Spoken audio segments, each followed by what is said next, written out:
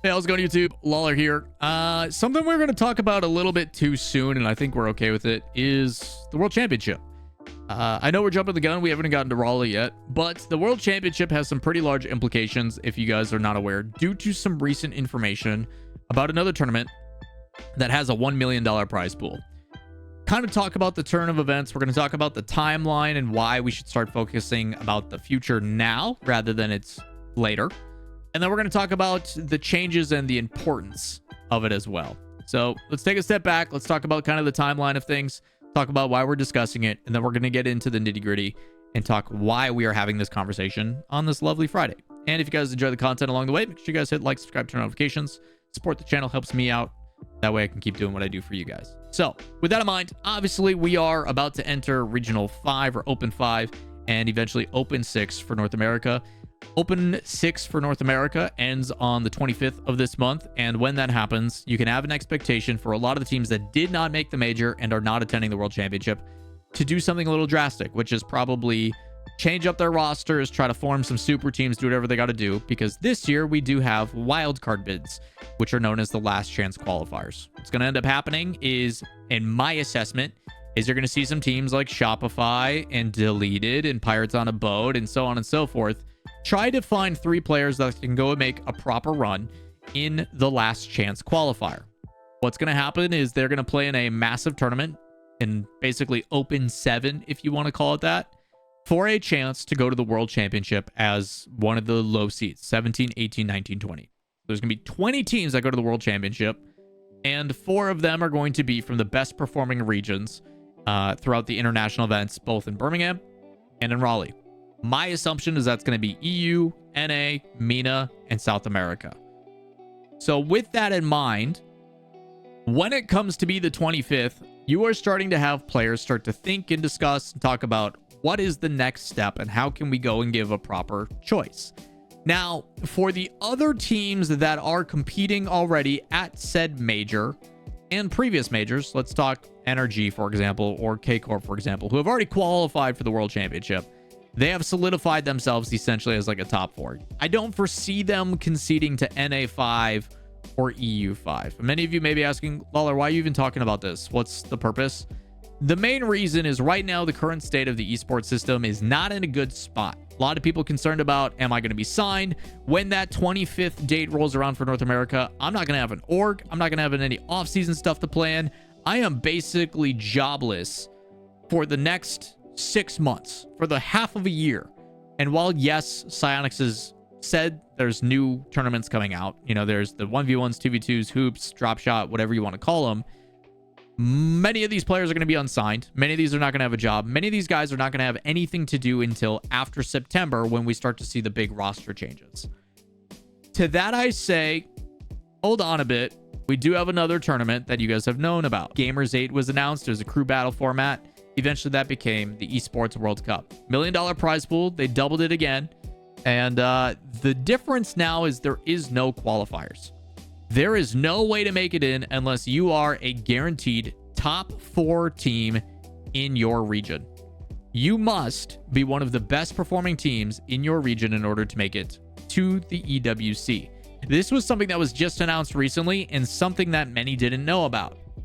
If you have not seen the post, and if you don't know what I'm talking about, they have now talked that there is a slot distribution instead of a qualification process. Because in the past, there was invite spots and then it was open qualifiers. Everybody had the ability to sign up and compete and have a chance. And there's some problems I have with this. First and foremost, obviously EWC wants to have the most international presence, so on and so forth. And to that I say, well, SSA is full imports. APAC is a majority imports. Kind of tough to really give the love and attention to those. So you're going to see, unfortunately, probably not Limitless. You're going to see Foot. And for APAC, it's probably going to be Luminosity that are getting those spots.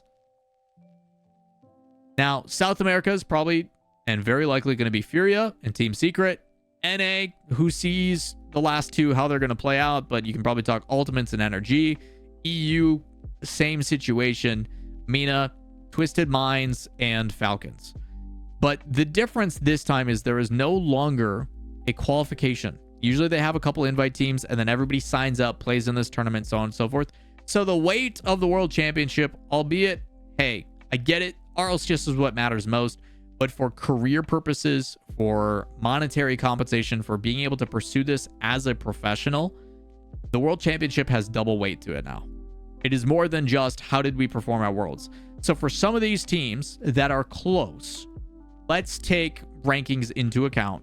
So if we go to the RLCS rankings, just as an example, right now in the standings, these are the teams that are there. So as a snapshot, imagine Energy, Ultimates, Gen G, and Complexity go to the World Championship. And now Space Station, who is likely going to the major, if I had to guess, they're probably going to be the fourth team that rounds out going to the major instead of Complexity. They go to Raleigh, they earn their points, and say they keep it really, really close with Complexity. Whoever is the 5th seed in that last chance qualifier, whoever is the final team that ends up making it and goes to the World Championship, that World Championship is not just for bragging rights and for monetary compensation, all that kind of stuff for the World Championship, but it is also who is going to receive the bid to go to EWC. The 5th seed in EU, the 5th seed in NA, the 3rd seed in MENA, OCE number 3, SAM number 3, whoever are those last bid spots playing in the LCQ, that World Championship in Lyon has such a dual weight to it now, outside of just the fact that it is the World Championship, the biggest event. Because if I'm looking at it from like an organization perspective, if you're telling me, hey, if you do well at this World Championship in Lyon and you unlock the ability for us also to go to the EWC for $1 million prize pool and give us like organization points, so we have a chance to take even more organization prize money, it's a lot of pressure and a lot on the line. How many players are actually thinking about this? I do not know, but it also is going to make some pretty interesting circumstances for LCQs and what the decisions are, because you got to put your best foot forward.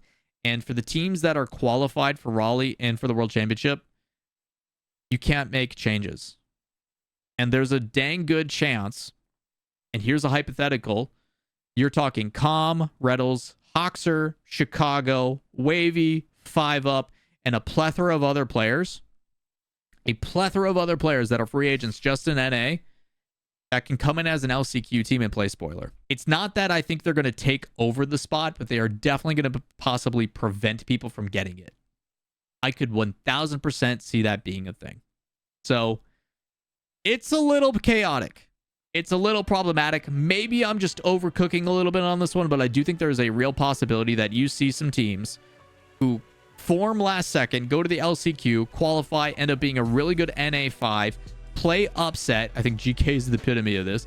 But you see this team play upset, and because of that, they knock out one of these other teams that are like a number 2 and number 3 that are close in points early, and that allows the other team that kind of squeaked in to bump up. And now they're going to EWC instead.